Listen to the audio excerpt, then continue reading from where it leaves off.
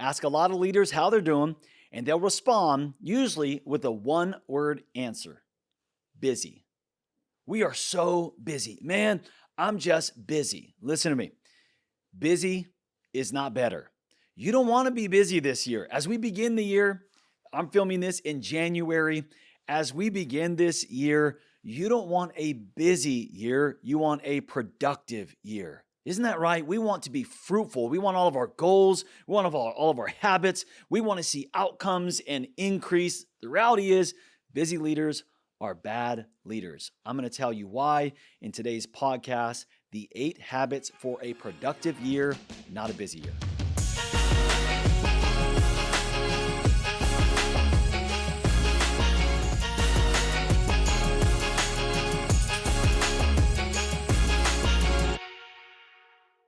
Chances are, if you're like many leaders, you got a lot to do. You got a lot of people to meet with, you got a lot of emails to respond to, you got decisions that need to be made, projects that need to be managed, tasks that need to be accomplished. There is a lot to do, but do you need to be busy? The answer might surprise you is no, you do not need to be busy. In fact, I believe if you want to have the best year in your leadership, in your ministry, in your organization, then you are much better off being productive than you are being busy. The reality is the highest capacity leaders, the most effective leaders will very rarely respond when asked how they're doing with busy. Productivity is more about your priorities and your planning and fiercely guarding your time like nothing else. Busyness is not a badge of honor, so let's stop acting like it is. The truth is, there's a big difference between busyness and productivity. Let me show you a few. Busy leaders, they're activity focused. They engage in numerous activities without clear goals. Busy leaders have no real plan. There's no real structure for their day. They don't stick to it, even if there is. But by contrast, highly productive leaders have a plan and they stick to it. They're goal-oriented. Now, if you find yourself too busy, just ask yourself, what is your plan to not be? And if you can't answer that, that's why you're so busy. Busy leaders are reactive. You know, there are really only 2 ways to live life, 2 ways to lead, 2 ways to respond to this year: reactively or proactively. Proactive leaders make things happen. Reactive leaders merely respond to what's happening.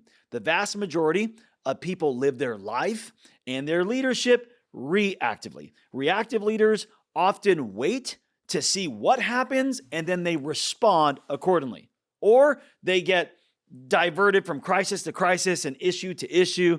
And as a result, the most important tasks and responsibilities get pushed off to the side. Hours become days, days become weeks, weeks become the year went by again. And that actually turns out to be our legacy. Leaders who react to what's happening rarely make things happen.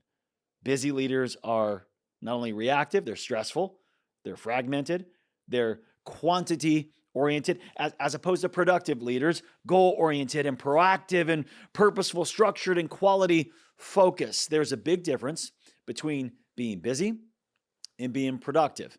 And what I want to do today is help you have a productive year, fruitful, increase. At the end of it, you see the fruit of your labor. You didn't just spin the wheels. You weren't just busy. You didn't just do a bunch of stuff. You produced results.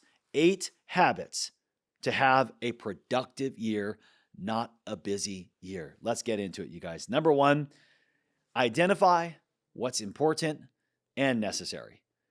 That's number 1. Identify what's important that you're doing, that's on your task list, on your to-do list, what emails are important, what meetings are important, what goals are important, what today that you're starting this day out. What is important and necessary today? You may have seen before the important and urgent matrix. We'll put it up on the screen for you. It'll be in your show notes as well.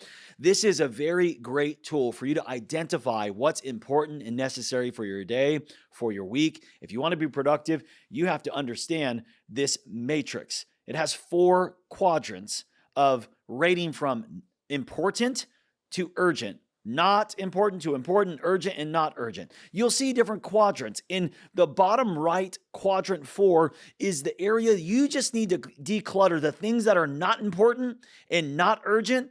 We have to learn how to eliminate the tasks that don't align with our church's or our company's mission and goals. Learn to say no to a lot of quadrant 4 things that are wasting your time. We'll get into that more in a moment. The next quadrant is quadrant 3. These are the things that are not important, but urgent. These are the things that you actually can delegate. Now, if you don't delegate, you won't develop leaders. If you're the only one that can get it done, your need to control will become the greatest limiting factor for your year, for your life, for your leadership. Learn how to delegate some of these quadrant 3 items. The next on the upper right is quadrant 2, the things that are both important and not urgent. This is what you need to schedule. Now, this is where you're putting thought and strategy and planning. And I'll talk to you about that in a moment. We'll dig into this. But what do busy leaders do? We procrastinate and don't do things when they're scheduled.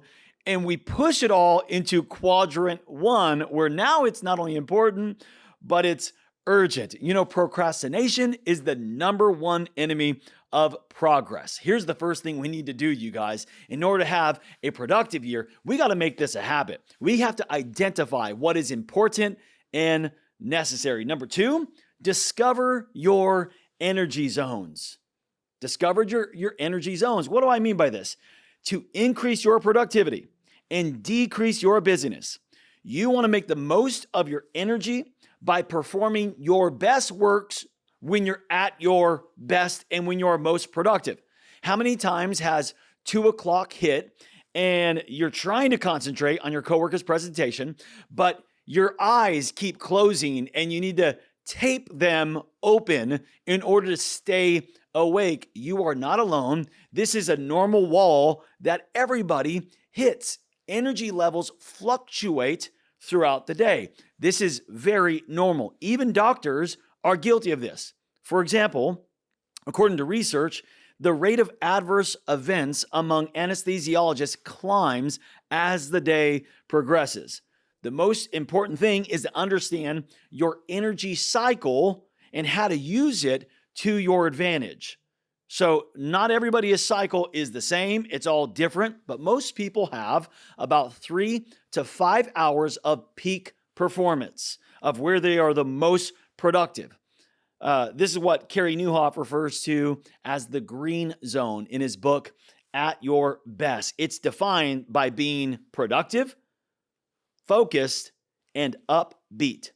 See, the crazy thing is, despite having a finite number of high energy hours in between 3 and 5, many people use those valuable high energy zone hours doing things that are unplanned or unimportant. What a waste of your most productive energy and your most focused time.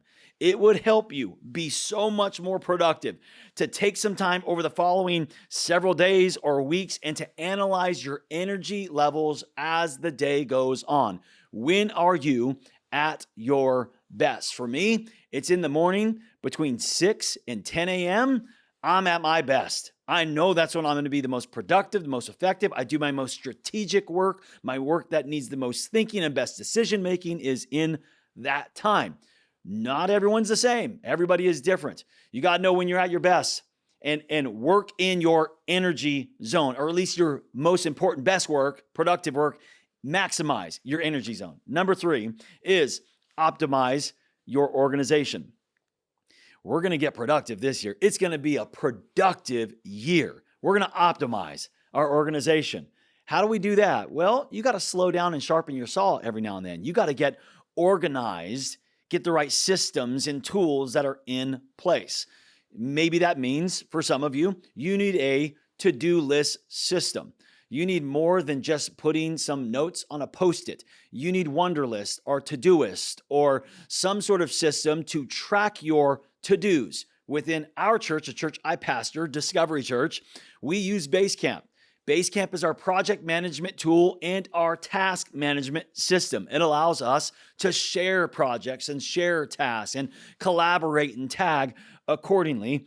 You need to have a system that you are using to organize your task. The cool thing about the right system is you should be able to, with whatever system you choose, to automate your tasks. There are certain things that you do daily, weekly, monthly, maybe even seasonally or annually. But what if you could get back minutes, maybe even hours in your month by automating some of those routine tasks?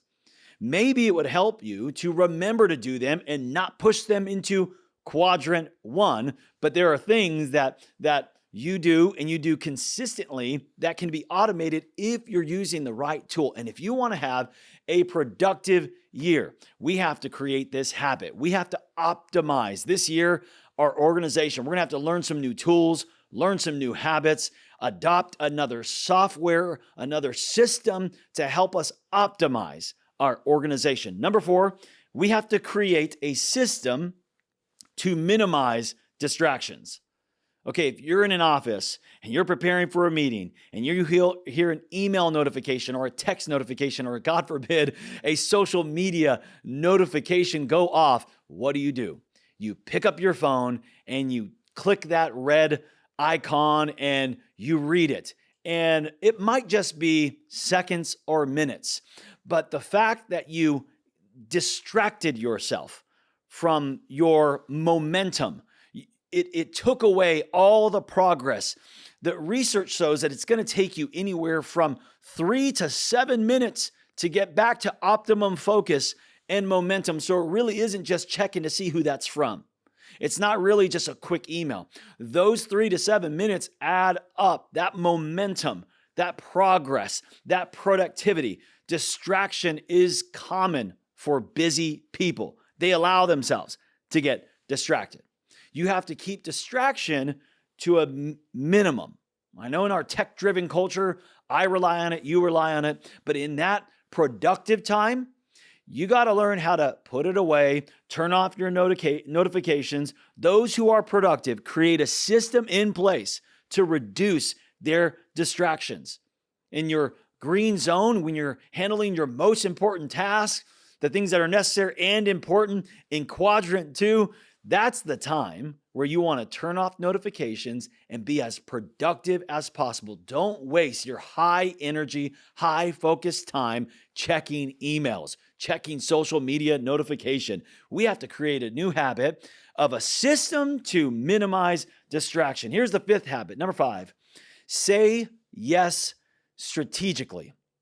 Say yes strategically. Productive people are more strategic with their time than their busy counterparts. They know that saying yes to something is a commitment that's going to take focus. It's going to shift priorities even. So what do we need to do to be a productive leader? We have to say yes strategically. So the next time someone comes, a manager comes, or one of your superiors comes with another to-do, another task, another project for you to manage, busy leaders do not let other people control their time. They say yes strategically. Just because they're your superior doesn't mean, yes, please have a good attitude and a good heart. Please have a I can and we can do this together attitude. But what does saying yes strategically look like when your superior comes to you and says, I have another project for you? Well, if you practice optimizing your organization, you understand what's important and necessary, you will have your to-dos for the day, you have your projects you're focusing on. When your superior comes to you and says, here's a project I need to get done, and I actually need it to be done by the end of the day or the end of the week, you can say yes strategically. Rather than just shifting everything. Saying yes strategically looks like this. I would love to do that for you. Here are the 4 projects I am currently working on that need to be done by the end of the week.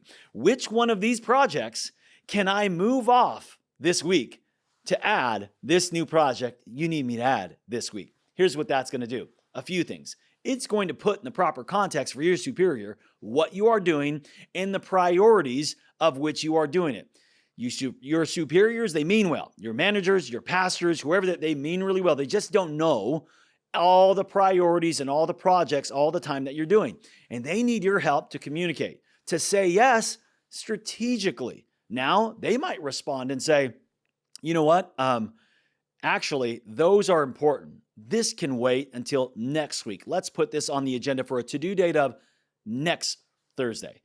Or they might say, this is that important, and let's move number 3 on your project list so that we can accomplish this one. That one you can move to next week.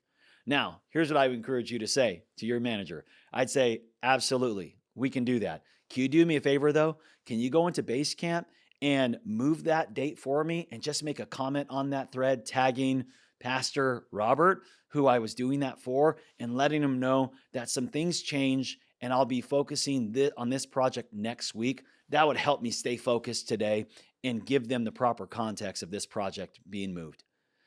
Now, that is not a big ask, honestly. Every manager, every pastor, everyone who manages employees should be able to do that comfortably and confidently. Should not have to sneak around and hide, tell someone oh, I don't know why they're not done with your project. Oh, man, so-and-so.